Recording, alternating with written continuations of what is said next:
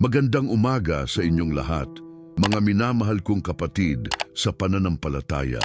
Naway mapuspos ng pagmamahal ng Panginoon ang bawat isa sa inyo sa araw na ito.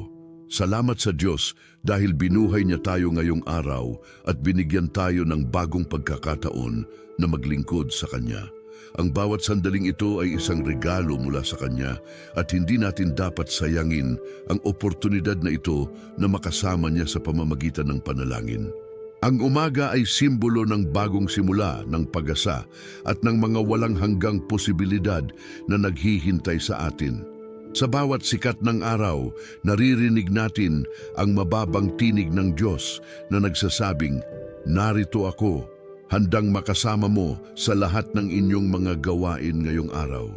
Lubos akong nagpapasalamat sa Panginoong Diyos na siyang nagbibigay ng buhay, ng lakas at ng walang sawang pag-ibig sa atin.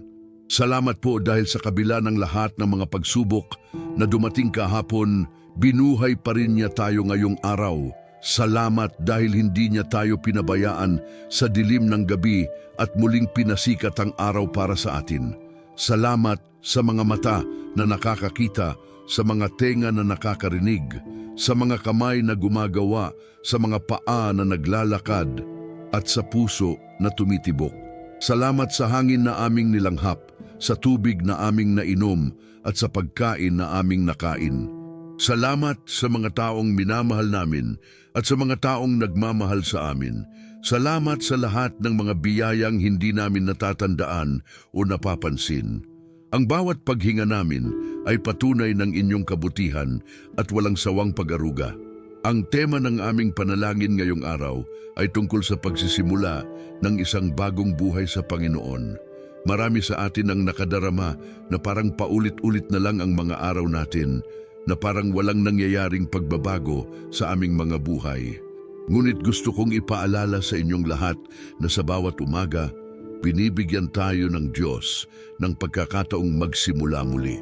Hindi tayo nakakulong sa mga pagkakamali natin kahapon. Hindi rin tayo limitado ng mga takot natin para sa kinabukasan.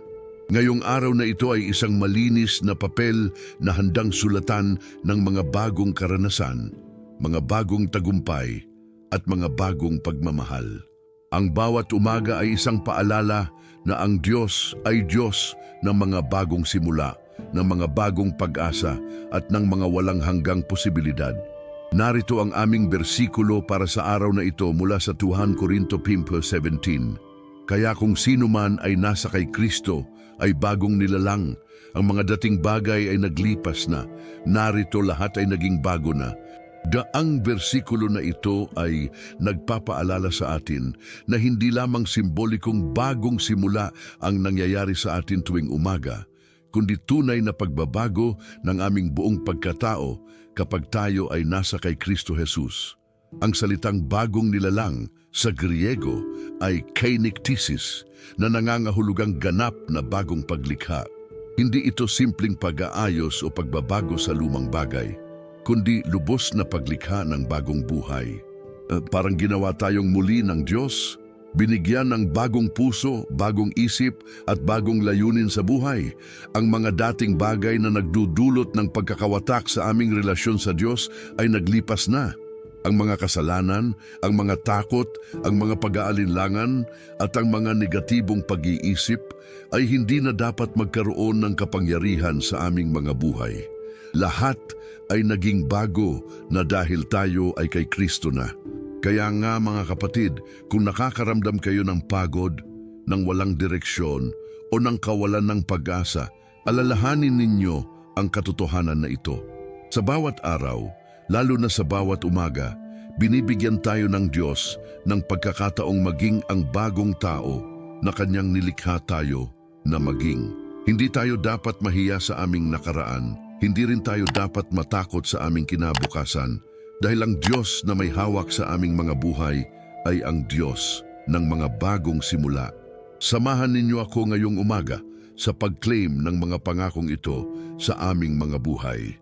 Makiisa sa aming panalangin at magbukas ng inyong mga puso para tanggapin ang lahat ng mga biyayang inihanda ng Panginoon para sa inyong mga buhay ngayong araw na ito. Ang pagdiriwang ng bawat umaga ay hindi lamang tradisyon o gawi, kundi ito ay isang spiritual na practice na magpapalaki sa aming pananampalataya at magpapalalim sa aming relasyon sa Panginoon. Kaya ngayon, tayo ay magsama-sama sa harapan ng trono ng biyaya at ipahayag natin ang aming mga puso sa Kanya na walang takot at walang pagdududa. Hayaang lumikha ang Espiritu Santo ng mga salitang hindi natin kayang sabihin sa aming sariling lakas at hayaan nating Siya ang maging aming tagapamagitan sa harapan ng Ama. Makapangyarihang Diyos, Ama ng aming Panginoong Hesukristo, lumapit kami sa iyo ngayong umaga na puno ng pasasalamat at pagdadakila. Ikaw ang Alpha at Omega, ang simula at ang wakas, ang aming lakas sa umaga at ang aming kapayapaan sa gabi. Walang katulad mo sa lahat ng mga Diyos-Diyosan ng mundo. Walang makakatumbas sa inyong kadakilaan at kabutihan. Ikaw ang lumikha sa amin, ikaw ang bumuo sa amin, at ikaw ang patuloy na gumagawa sa aming mga buhay araw-araw. Hindi namin kayang maunawaan ng lubusan ang lalim ng inyong pag-ibig, ang lawak ng inyong awa, at ang taas ng inyong mga plano para sa aming mga buhay. Ngunit alam naming sa kabila ng aming kakulangan at kahinaan, pinili pa rin ninyong magmahal sa amin ng walang hangganan. Lubos kaming nagpapasalamat sa iyo ngayong umaga dahil sa gift ng buhay na ibinigay mo sa amin. Salamat po dahil hindi mo kami pinabayaan sa dilim ng gabi at muling pinangiti ang umaga para sa amin. Ang bawat sikat ng araw ay nagpapatunay na ikaw ay Diyos na gumagawa ng mga himala, Diyos na nagbibigay ng pagkakataon, at Diyos na handang magpatawad at magbigay ng bagong simula. Salamat sa pagkain na aming kakain ngayong araw, sa tubig na aming iinumin, sa hangin na aming nilanghap. Salamat sa mga tao na makakasalamuhan namin ngayong araw, sa mga trabaho na gagawin namin at sa mga oportunidad na darating. Salamat sa kapayapaan na aming nadarama sa kabila ng mga gulo sa mundo, sa pag-asa na nasa aming mga puso sa kabila ng mga negatibong balita, at sa tiwala na mayroon kami sa iyo sa kabila ng mga hindi nakikitang bukas. Kinikilala namin ang inyong presensya sa lugar na ito ngayong umaga. Hindi kayo malayong Diyos na nakatira sa malayo at hindi namin maaabot. Kayo ay malapit na Ama na nakikinig sa bawat dasal, nakakakita ng bawat luha at nauunawaan ang bawat damdamin ng aming mga puso. Ang inyong espiritu ay nanahan sa amin at sa pamamagitan niya, nagiging malapit kayo sa amin kaysa sa aming sariling hininga. Salamat dahil maaari kaming makipag-usap sa inyo ng tulad ng isang anak na nakikipag-usap sa kanyang mapagmahal na Ama. Walang formalidad na kailangang sundin, walang mga ritual na dapat gampanan dahil sa pamamagitan ng dugo ni Jesus, ginawa ninyong simple at direkta ang aming pakikipag-ugnayan sa inyo. Kaya ngayong umaga, sa pagkilala ng inyong presensya, nag-aalok kami ng aming mga sarili bilang mga living sacrifice na kaaya-aya sa inyo. Ngayong umaga, nais naming pag-usapan ang tungkol sa pagiging bagong nilalang sa kay Kristo. Ang mundo ay puno ng mga mensaheng nagsasabing ang pagbabago ay mahirap, na ang mga tao ay hindi nagbabago, at na ang mga dating gawi ay mahirap iwasan. Ngunit ang salita ng Diyos ay nagtuturo ng ibang katotohanan. Sinasabi nito na sa kay Kristo tayo ay lubos na naging iba na. Hindi ito wishful thinking o positive thinking lamang, kundi ito ay spiritual na katotohanan na nangyari sa amin noong naging Kristiyano tayo. Ang dating tao na puno ng kasalanan, ng takot at ng pagkakawatak sa Diyos ay namatay na sa krus kasama ni Jesus. Ang tumayo mula sa libingan ay bagong tao na may bagong puso, bagong isip at bagong buhay na mula sa Diyos. Ang bersikulo naming sa 2 Corintios 17 ay hindi lamang pangako para sa hinaharap, kundi ito ay kasalukuyang katotohanan na dapat nating rangkuhin araw-araw. Kada umaga na bumabangon tayo, dapat nating alalahanin na hindi na tayo ang lumang tao na puno ng mga limitasyon. Tayo ay bagong nilalang na may access sa lahat ng yaman ng Diyos, sa lahat ng kanyang pangako, at sa lahat ng kanyang kapangyarihan. Ang mga dating bagay na nagkontrol sa amin, ang galit, ang bitter, ang takot, ang pag-aalala, ang insecurity, ay wala na dapat na silang lugar sa aming bagong buhay. Lahat ay naging bago na dahil tayo ay kay Kristo na. Ngunit alam namin, Panginoon, na kahit bagong nilalang na kami, mayroon pa ring mga pagkakataong nakakalimutan namin ang katotohanan ito. May mga araw na umuugnay pa rin kami sa mga dating paraan ng pag-iisip, dating mga takot, at dating mga negatibong ugali. Kinikilala namin na hindi pagganap na perpekto ang aming pagkaunawa sa kung ano ang ibig sabihin ng pagiging bagong nilalang. Minsan ay bumabalik pa rin kami sa mga lumang pattern ng pag-iisip na akala ay hindi na kami sapat, hindi kami karapat-dapat o hindi kami magtatagumpay. May mga pagkakataong inaakalang aming mga kasalanan sa nakaraan ay mas malakas pa rin kaysa sa kapangyarihan ng inyong kapatawaran. May mga sandaling nagiging overwhelmed pa rin kami ng mga hamon ng buhay. At nakakalimutan namin na may mga bagong resources tayo na hindi namin natitikman. Kaya ngayong umaga, hinahangad namin ang inyong tulong upang mas maunawaan pa namin kung ano ang ibig sabihin ng pagiging bagong nilalang. Tulungan niyo kaming maging mas aware sa mga pagkakataong bumabalik kami sa lumang paraan ng pag-iisip at bigyan ninyo kami ng lakas na pumili ng bagong paraan na ayon sa aming bagong identidad sa kay Kristo. Hinahangad namin na sa bawat desisyon na gagawin namin ngayong araw, mapapakita namin ang pagkakaiba ng isang taong na bago na ng inyong kapangyarihan. Panginoon, hinahanap namin ang inyong gabay upang matuto kaming mabuhay bilang mga bagong nilalang, hindi lamang sa mga malaking bagay, kundi pati na rin sa mga maliliit na aspeto ng aming araw-araw na buhay. Tulungan ninyong maging patient kami sa mga taong nakakairita sa amin dahil kilala namin na ang bagong nilalang ay may kapangyarihan na magpatawad at magmahal ng walang kondisyon. Tulungan ninyong maging generous kami sa mga nangangailangan dahil alam namin na ang bagong nilalang ay hindi nakatutok sa sarili kundi sa kapakanan ng iba. Tulungan ninyong maging optimistic kami sa kabila ng mga negatibong pangyayari sa paligid namin dahil alam namin na ang bagong nilalang ay may access sa inyong walang hanggang pag-asa. Hinahangad din namin, Panginoon, na matuto kaming mag-walk in power na kaakibat ng pagiging bagong nilalang. Hindi namin kailangang mabuhay bilang mga victims ng circumstances dahil ang bagong nilalang ay may access sa inyong divine nature. Hindi namin kailangang matakot sa mga hamon ng buhay dahil ang inyong kapangyarihan na tumayo sa mga patay ay siyang kapangyarihang gumagana sa amin. Tulungan ninyong hindi kami ma-intimidate ng mga problema, kundi sa halip, tingnan namin ang mga ito bilang mga oportunidad na maipakita ang pagkakaiba ng mga taong may Diyos. Nais din namin, Panginoon, na hilingin sa inyo na palakihin ang aming pananampalataya sa mga pangako na nakatala sa inyong salita. Ang Filipos 4:19 ay nagsasabing, "Ang aking Diyos naman ay magsisiksik sa lahat ng inyong pangangailangan ayon sa kanyang yaman sa kaluwalhatian sa kay Hesukristo." Tulungan ninyong maniwala kami sa pangakong ito, hindi dahil sa aming karanasan, kundi dahil sa inyong katapatan.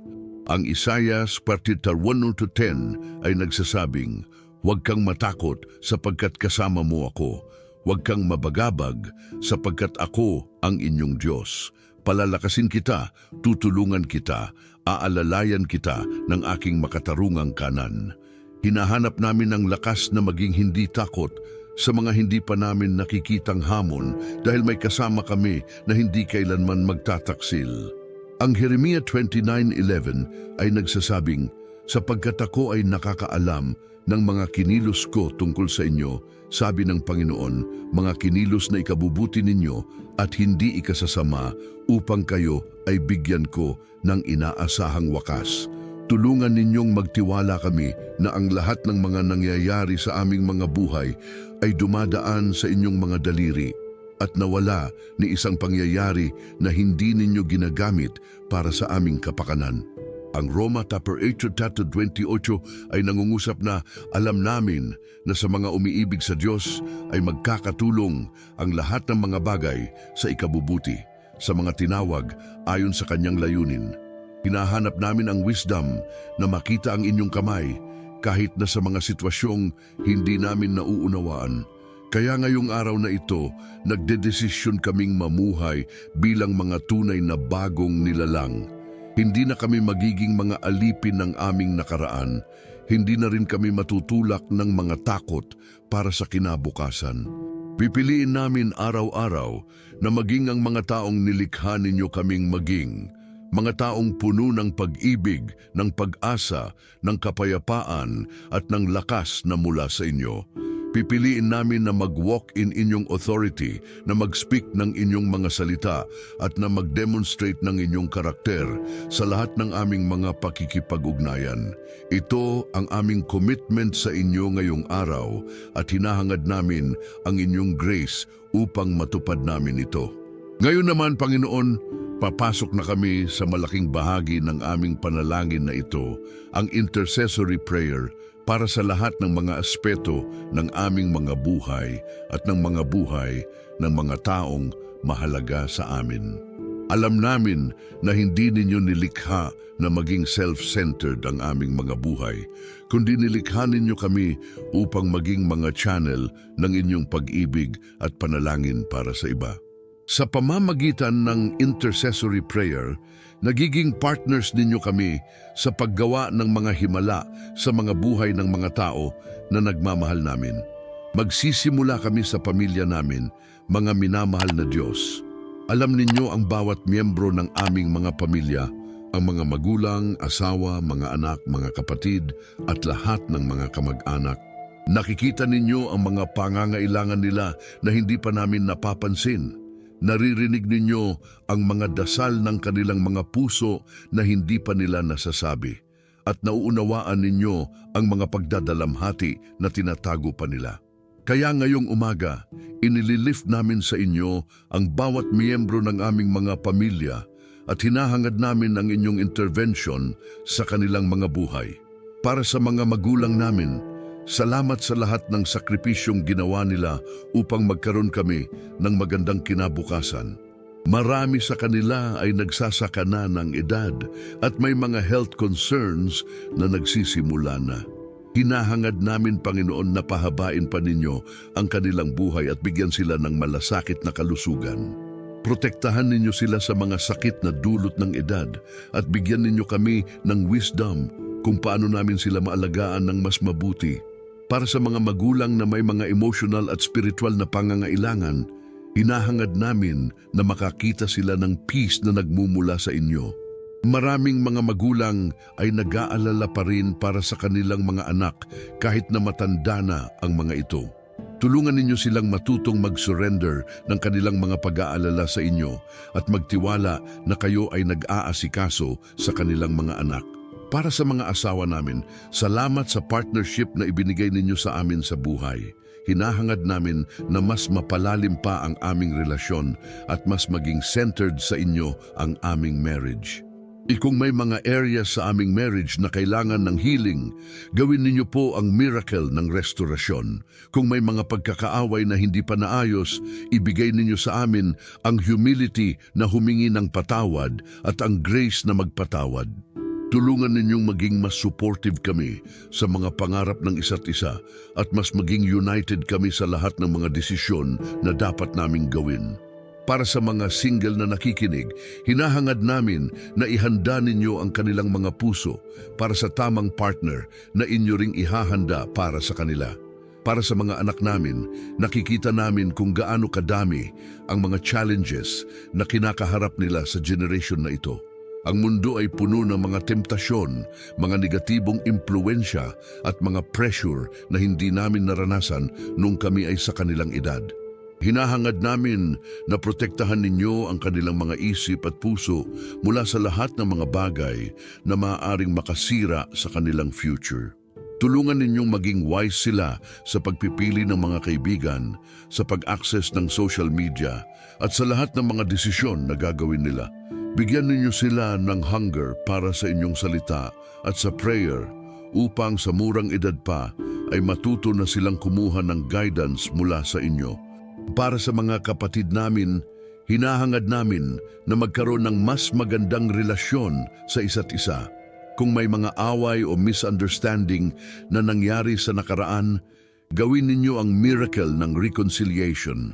Tulungan ninyong maging source ng encouragement ang bawat isa para sa isa't isa at hindi source ng competition o comparison. Para sa mga kapatid na may mga financial struggles, hinahangad namin ang inyong breakthrough sa kanilang mga buhay. Para sa mga kapatid na may mga health problems, hinahangad namin ang inyong healing touch sa kanila. Pagdating sa kalusugan, Panginoon, alam namin na kayo ang ultimate healer. Sa Exodo 15:26, sinabi ninyo na kayo ay Yahweh Rapha, ang Panginoong nagpapagaling. Hindi ninyo kailangang gumamit ng mga sophisticated na medical equipment o mga expensive na gamot upang pagalingin ang sinuman. Ang inyong salita lamang ay sapat na upang buuin ang mga sirang parte ng aming katawan. Kaya ngayong umaga, hinahangad namin ang inyong healing power sa lahat ng may sakit sa aming mga pamilya at sa aming community. Para sa mga may cancer, hinahangad namin na ipakita ninyo ang inyong power na mas malakas kaysa sa anumang sakit. Kumandin niyo ang mga abnormal cells na mamatay at ang mga normal cells na mabuhay at lumago ng maayos. Para sa mga may diabetes, hypertension at iba pang chronic diseases, hinahangad namin na inormalize ninyo ang kanilang mga body functions. Para sa mga may mga mental health issues tulad ng depression, anxiety at PTSD, hinahangad namin ang inyong peace na lampas sa unawa na mag-dominate sa kanilang mga isip at puso. Hindi lang physical healing ang hinahangad namin, kundi emotional at spiritual healing din. Maraming mga tao ang may mga sugat sa puso na dulot ng mga masasakit na karanasan sa nakaraan.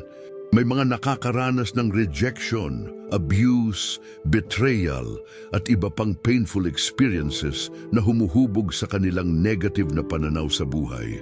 Hinahangad namin, Panginoon, na gawin ninyo ang miracle ng inner healing sa kanilang mga buhay. Palitan ninyo ang mga bitter memories ng sweet memories sa inyo, ang mga negative thoughts ng positive declarations mula sa inyong salita, at ang mga fear ng faith sa inyong goodness.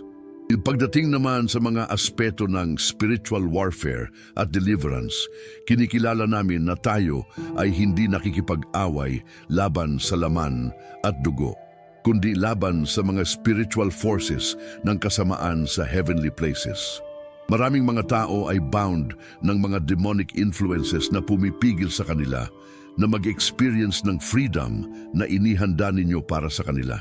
Kaya, sa pangalan ni Jesus, binabasa namin ang lahat ng mga powers ng kadiliman na gumagana laban sa aming mga pamilya.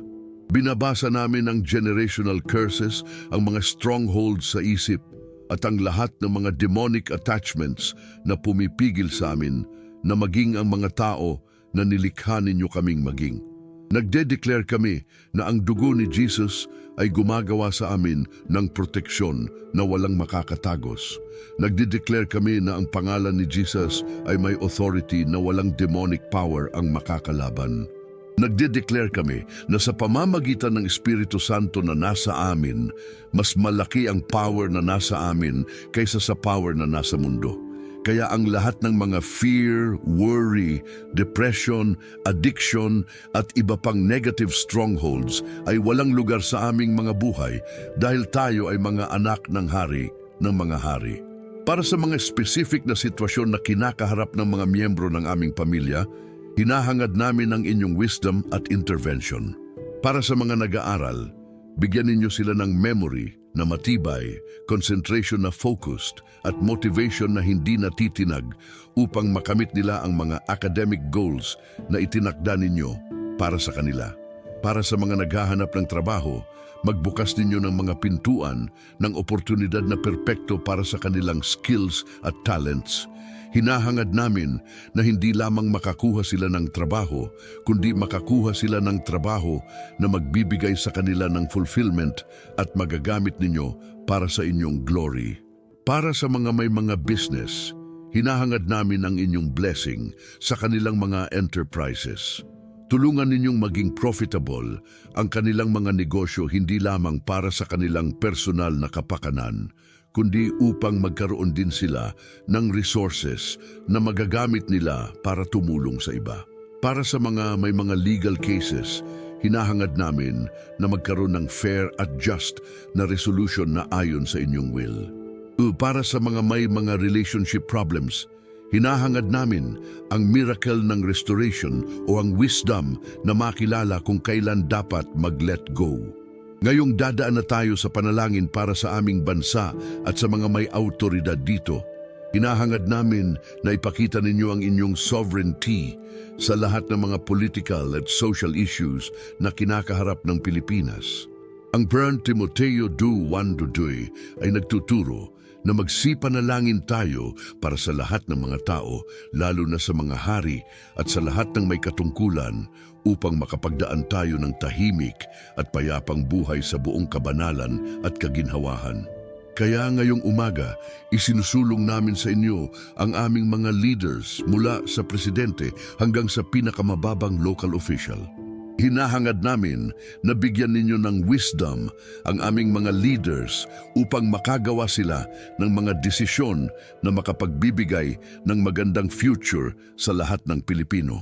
Protektahan ninyo sila sa mga temptation ng corruption at bigyan ninyo sila ng integrity na magtrabaho para sa kapakanan ng bayan at hindi para sa personal na interes. Para sa mga judges at sa lahat ng nasa justice system, hinahangad namin na magkaroon ng fair at impartial na justice para sa lahat, hindi lamang para sa mga mayaman at may influence. Hinahangad din namin ang peace at unity sa aming bansa. Sa kabila ng mga political divisions at social conflicts, hinahangad namin na magkaroon ng healing sa aming nation. Tulungan ninyong magtulungan ng mga Pilipino sa halip na mag-away at magtrabaho para sa common good sa halip na mag-compete para sa limited resources. Para sa mga areas na may armed conflicts, hinahangad namin ang sustainable peace na hindi lamang absence of war, kundi presence ng justice at development. Para sa aming mga kapulisan at military, hinahangad namin ang inyong protection sa kanilang mga dangerous na assignments. Bigyan ninyo sila ng wisdom upang malaman kung kailan dapat gumamit ng force at kung kailan dapat maging diplomatic. Tulungan ninyong maging protectors ng innocent at hindi oppressors ng mga walang kalaban-laban. Para sa aming mga teachers, doctors, nurses at lahat ng mga public servants, hinahangad namin na bigyan ninyo sila ng lakas at motivation na maglingkod sa bayan sa kabila ng mga challenges na kanilang kinakaharap. Pagdating sa aming church at sa Christian community, hinahangad namin ang spiritual revival na magbubunga sa genuine transformation ng mga buhay. Maraming churches ang nagiging institutions na lang na focused sa programs at activities, pero nawala na ang power ng gospel. Hinahangad namin na ibalik ninyo ang fire ng Espiritu Santo sa mga churches upang maging effective silang instruments ninyo para sa salvation ng mga lost souls at para sa discipleship ng mga believers. Para sa mga pastors at church leaders, hinahangad namin na bigyan ninyo sila ng prophetic insight upang malaman nila kung ano ang inyong will para sa kanilang mga congregations. Protektahan ninyo sila sa mga temptation na kaakibat ng leadership at bigyan ninyo sila ng humility na maglingkod sa halip na maserve. Para sa mga members ng church, hinahangad namin na hindi lamang maging Sunday Christians, kundi maging everyday witnesses ng inyong love at power. Para sa mga hindi pa converted, hinahangad namin na makaranas sila ng divine encounter na magiging dahilan ng kanilang personal relationship sa inyo. Gamitin ninyo ang mga Christians sa kanilang mga buhay upang maging living testimonies ng inyong transforming power. Buksan ninyo ang kanilang mga spiritual eyes upang makita nila ang katotohanan ng gospel at ang pangangailangan nila ng Savior. Para sa mga community ninyo dito sa YouTube at sa lahat ng social media platforms, hinahangad namin na gamitin ninyo ang technology na ito upang mas maraming tao ang makarinig ng inyong message ng salvation. Protektahan ninyo ang mga content creators na nagsishare ng inyong word sa mga attacks ng enemy at bigyan ninyo sila ng creativity at anointing upang mas maging engaging ang kanilang mga content na hindi nawawala ang spiritual truth. Ngayon naman, Panginoon, hinahangad namin na pag-usapan ng mga practical na aspeto ng aming mga buhay. Ang provision at ang work na kailangan namin upang masustain ang aming mga pamilya at matupad ang mga layunin na itinakda ninyo para sa amin. Alam namin na kayo ay Jehovah Jireh, ang Diyos na nagpo-provide. Sa Genesis 22:14, nang makita ni Abraham ang tupa na inihanda ninyo para sa sacrifice sa halip na si Isaac, tinawag niya ang lugar na Yahweh Jireh na nangangahulugang ang Panginoon ay magpo-provide. Naniniwala kami na katulad ng ginawa ninyo kay Abraham, maghahanda rin ninyo ng lahat ng kailangan namin sa tamang panahon. Hindi ninyo kailangang maghintay na maubos namin lahat ng resources namin bago kayo kumilos. Ang inyong provision ay madalas na dumarating even before pa namin ma-realize na kailangan na namin ito. Kaya ngayong umaga, hinahangad namin na i-align ang aming mga puso sa inyong heart tungkol sa money, sa possessions, at sa material resources. Tulungan ninyong hindi maging materialistic, pero tulungan din ninyong hindi maging irresponsible sa pamamahala ng mga biyayang ibinibigay ninyo sa amin. Ang Malakias 3:10 ay nagtuturo na kung mag-tithe kami ng 10% ng aming income, bubukasin ninyo ang mga bintana ng langit at ibibigay ang blessing na hindi namin matitipnan. Tulungan ninyong maging faithful sa tithing, hindi dahil sa fear na hindi ninyo kami bigyan ng blessings, kundi dahil sa love at gratitude sa lahat ng ginagawa ninyo para sa amin. Para sa mga may business o entrepreneurial ventures, hinahangad namin na bigyan ninyo ng innovative ideas na magbubunga sa profitable at sustainable enterprises. Tulungan ninyong maging ethical sa lahat ng business dealings at gamitin ang business na ito as platforms para makapag-share din ng gospel sa mga clients at business partners. Para sa mga employed, hinahangad namin na bigyan ninyo ng promotion at salary increases na ayon sa kanilang hard work at dedication. Para sa mga nag-i-invest, hinahangad namin na bigyan ninyo ng wisdom na malaman kung saang investment vehicles ang mag-generate ng good returns. Protektahan ninyo sila sa mga scams at fraudulent schemes na nagiging prevalent sa panahong ito. Para sa mga may loans o debts, hinahangad namin na bigyan ninyo ng supernatural ways na mabayad ang mga ito ng mas maaga kaysa sa expected timeline. Hinahangad din namin, Panginoon, na turuan ninyong maging wise sa financial management. Maraming Kristiyano ay good sa pag-earn ng money pero poor sa pag-manage nito. Tulungan ninyong matutong mag-budget, mag-save para sa future, at mag-invest sa mga bagay na may long-term value.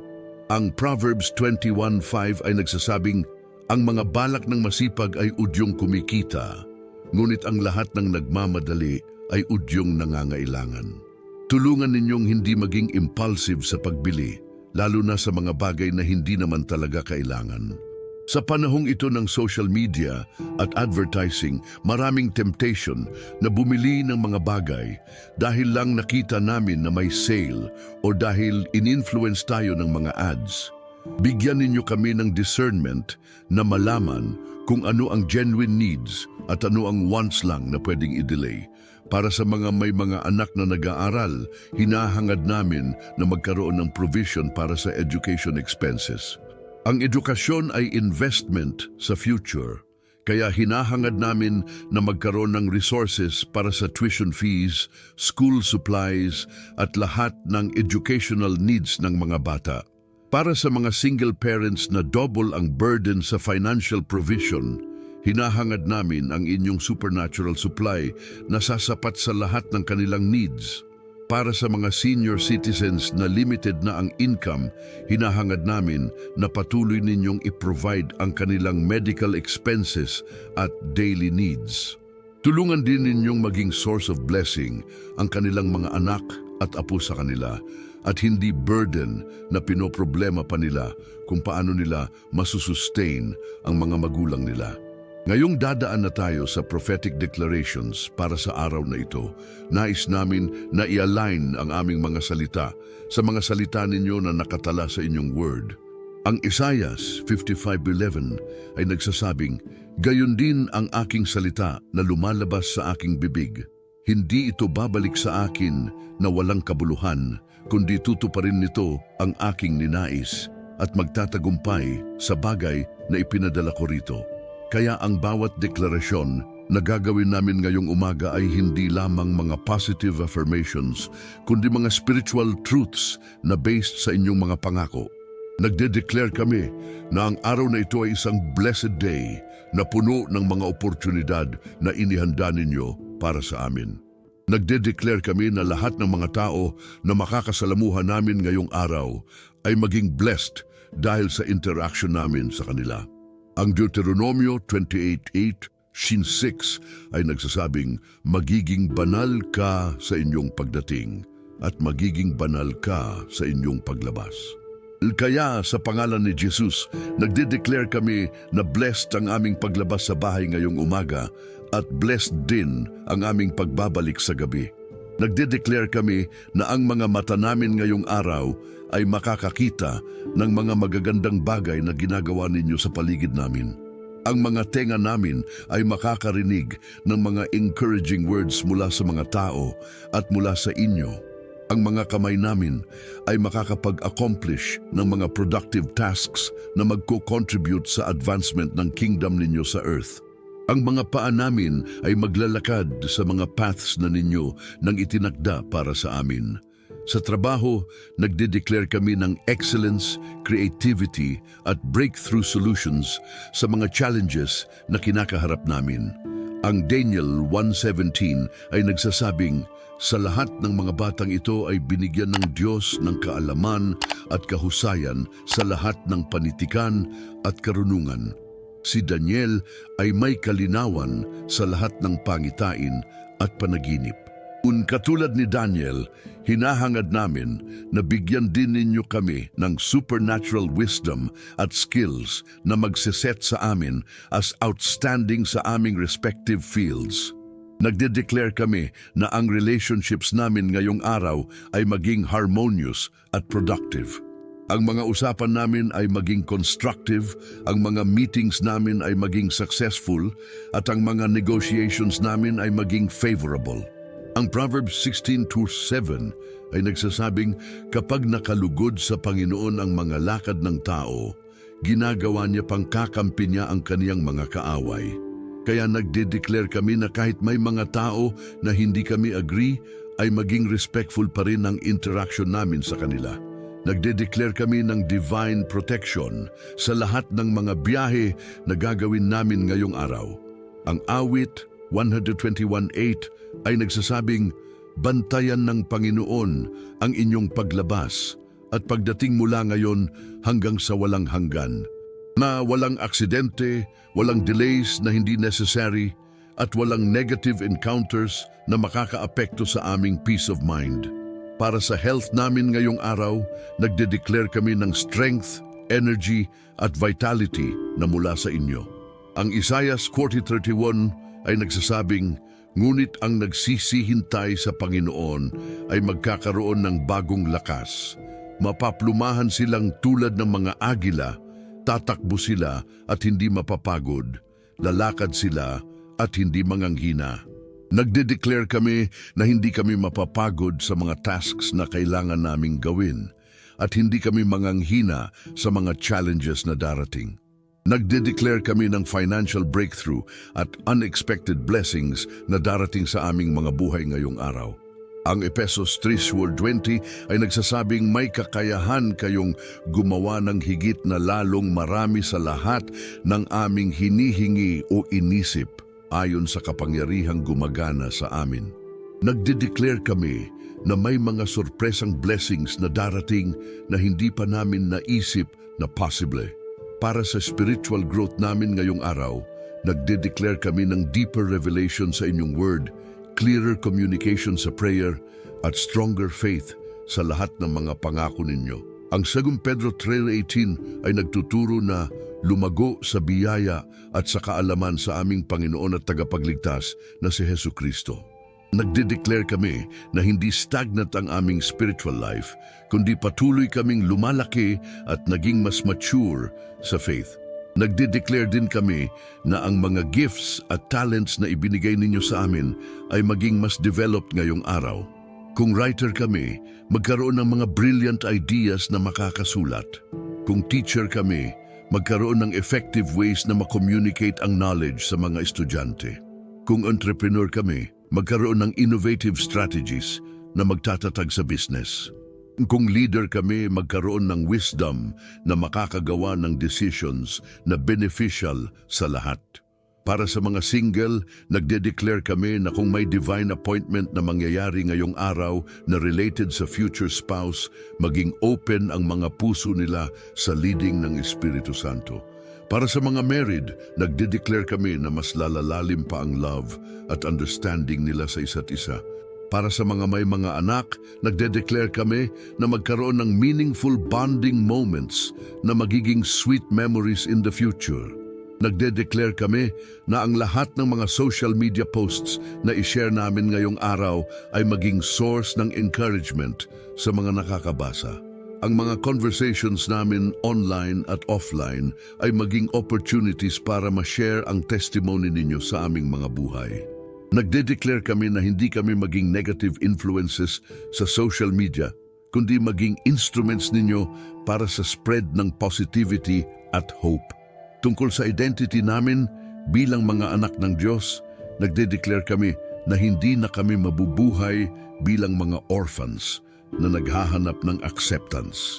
Ang 1 Juan 3:13 ay nagsasabing, tingnan ninyo kung anong uri ng pag-ibig ang ibinigay sa atin ng Ama na tayo ay matawag na mga anak ng Diyos at mga anak nga naman niya tayo. Nagde-declare kami na royalty ang identity namin dahil ang Ama namin ay hari ng mga hari. Nagde-declare kami na confident kami sa worth namin, hindi dahil sa mga achievements namin, kundi dahil sa value na binigay ninyo sa amin nang ipagkatiwala ninyo sa amin si Jesus. Nagde-declare kami na hindi kami mai-intimidate ng mga taong may mas mataas na posisyon o mas maraming possession dahil ang measurement ng success sa kingdom ninyo ay iba sa measurement ng mundo. Nagde-declare kami na hindi kami matatakot sa mga criticism o negative comments ng iba dahil ang opinyon na importante sa amin ay ang opinyon ninyo tungkol sa amin. Ang Galatia 1:10 ay nagsasabing, sa ngayon ay hinahikayat ko ba ang mga tao o ang Diyos? O hinahangad ko bang kalugdan ang mga tao sapagkat kung kalugod ko pa ang mga tao, hindi ako alipin ni Kristo? Nagde-declare kami na mas importante sa amin na ma-please kayo kaysa sa mga tao. Para sa mga victory na mangyayari sa aming mga buhay ngayong araw, nagde-declare kami na lahat ng mga problema na kinakaharap namin ay may solutions na inihanda na ninyo. Ang 1 Corinto 10:13 ay nagsasabing, walang tukso na dumating sa inyo kundi ang kaya ng tao.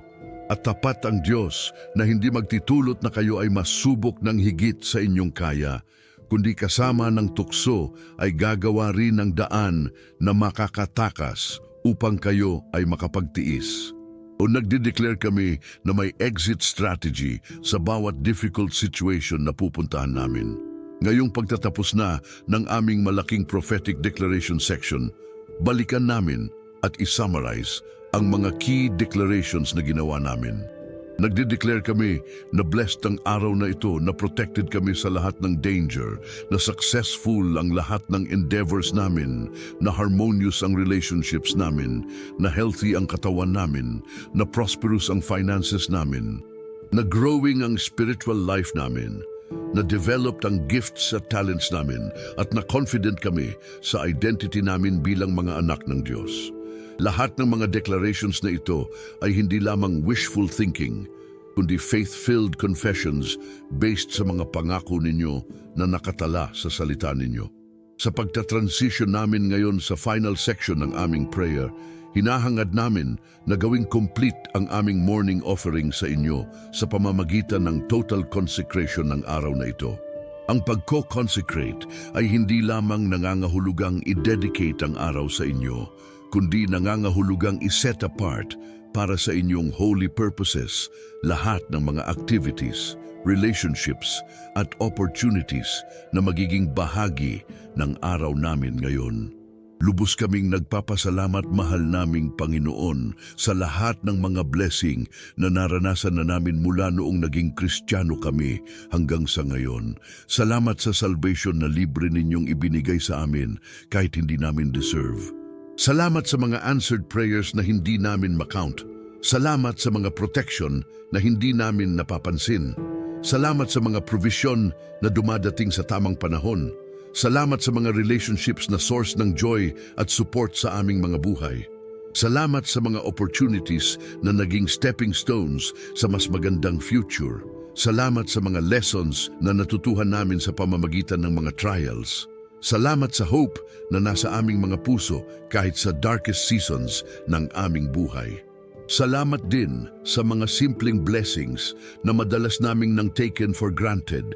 Sa mata na nakakakita ng beauty ng creation ninyo, sa tenga na nakakarinig ng musika at ng mga voices ng mga minamahal namin, sa bibig na nakakapag-speak ng mga words ng encouragement sa iba, sa mga kamay na nakakapag-hug, sa mga nangangailangan ng comfort, sa mga paa na nakakapunta sa mga places na may opportunity para maglingkod. Salamat sa isip na nakakaisip ng mga creative solutions, sa mga problema, sa puso na nakaka-feel ng emosyon at empathy para sa iba, sa soul na nakaka-communicate sa inyo sa pamamagitan ng prayer at worship. Salamat sa lahat ng mga taong ginagamit ninyong maging blessings sa aming mga buhay, sa mga family members na patuloy na nag-aalaga at nagmamahal sa amin, sa mga friends na handang makikinig kapag may problema kami, sa mga workmates na nagiging source ng encouragement sa difficult days, sa mga churchmates na kasamang lumalaki sa faith, sa mga mentors na nag-share ng kanilang wisdom at experience, sa mga strangers pa na ginagamit ninyo upang maging instruments ng inyong kindness sa mga unexpected moments. Ngayong araw na ito, inilalaan namin sa inyo ang mga oras na gugugulin namin sa trabaho. Gawin ninyong meaningful ang bawat task na gagawin namin, hindi lamang para sa professional advancement namin, kundi para sa contribution namin sa greater good. Kung may mga projects na dapat naming makumpleto ngayong araw, bigyan ninyo kami ng focus at creativity na mag-produce ng high-quality output. Kung may mga meetings na dadaluhan namin, gawin ninyong productive at harmonious ang mga discussions. Kung may mga decisions na dapat naming gawan ngayong araw, bigyan ninyo kami ng wisdom na pipiliin ang mga options na aligned sa will ninyo at beneficial sa lahat ng involved. Inilalaan din namin sa inyo ang mga oras na makakasama namin ang aming mga family members ngayong araw. Kung kakain kami ng sama-sama, gawin ninyong masarap ang pagkain at sweet ang fellowship.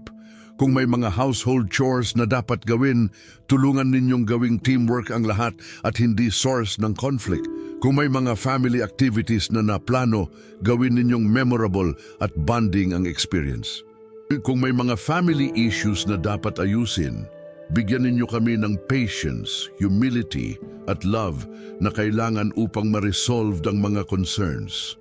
Para sa mga oras na mag-isa namin ngayong araw, hinahangad namin na gamitin ninyo ang mga quiet moments na iyon upang mag-communicate sa amin sa pamamagitan ng inyong espiritu. Kung magbabasa kami ng salita ninyo, buksan ninyo ang aming spiritual eyes para makakita ng mga fresh revelation na applicable sa current season ng aming buhay. Kung magpe-prayer kami, gawing intimate at personal ang aming conversation sa inyo.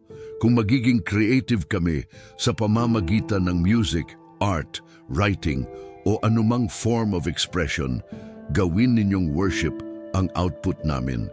Hinahangad din namin na i-consecrate sa inyo ang mga unexpected events na mangyayari ngayong araw. Alam namin na hindi lahat ng mga mangyayari sa araw na ito ay kasama sa plano namin.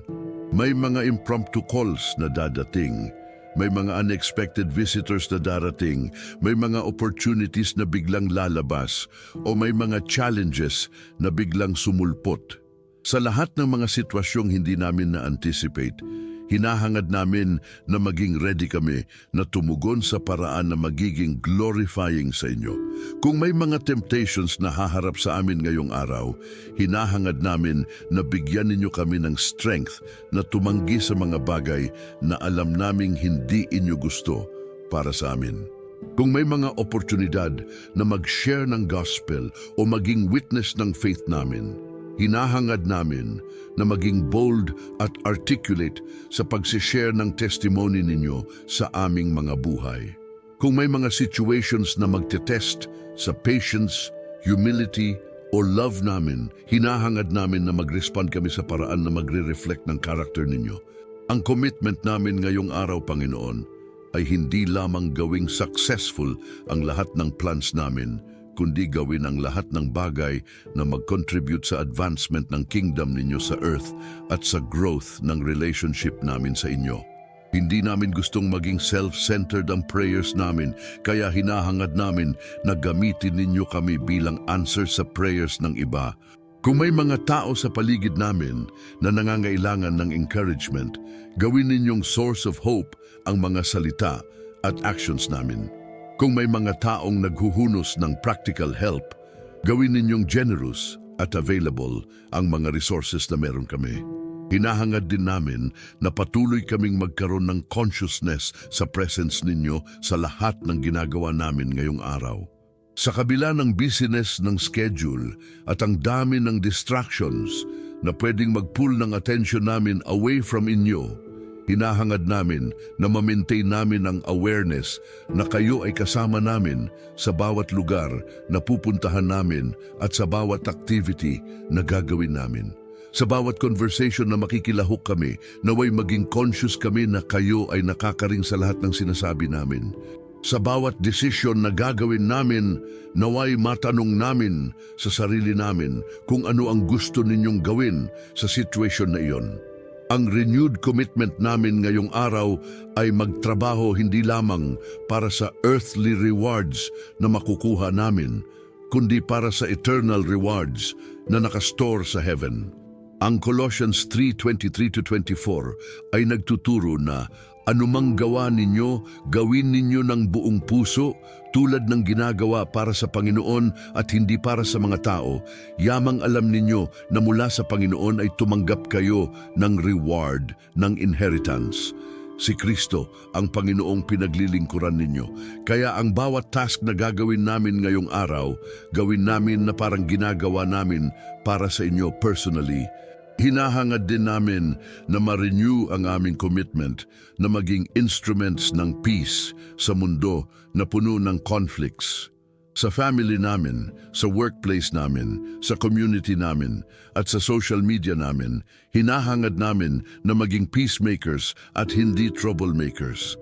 Kung may mga misunderstanding na mangyayari, hinahangad namin na maging una kaming mag-apologize kapag may fault kami, at maging una kaming mag-forgive kapag may nagkamali sa amin. Ang Matthew 5:9 ay nagsasabing, mapalad ang mga nagsikapayapa sapagkat sila ay tatawagin na mga anak ng Diyos. Sa pag-i-end ng aming prayer ngayong umaga, hinahangad namin na magbigay kayo ng special blessing sa lahat ng mga nakikinig sa prayer na ito. Marami sa kanila ay may specific na requests sa mga puso nila na hindi pa nila nasasabi sa inyo out loud. Pero alam ninyong mga requests na yon dahil nakikita ninyo ang lahat ng nasa kanilang isip at puso.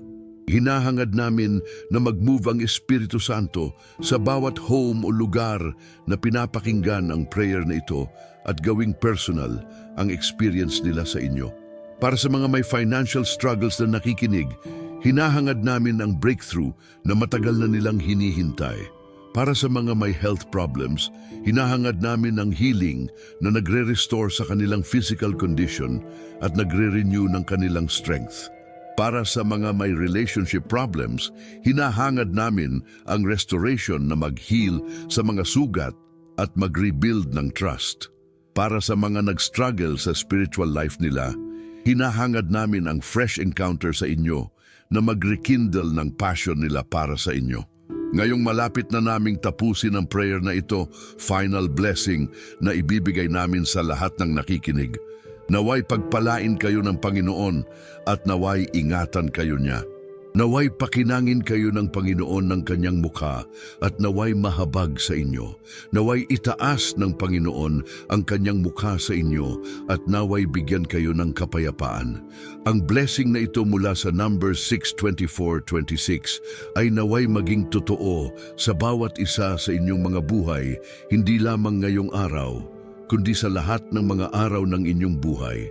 Bago kami mag-end, gusto kong i-encourage ang lahat ng nakikinig na mag-comment sa baba at i-share kung paano kayo na-bless ng prayer na ito. Ang inyong mga testimony ay nagiging source of encouragement hindi lamang sa akin, kundi sa lahat ng mga kapwa ninyo listeners na nakakabasa ng comments.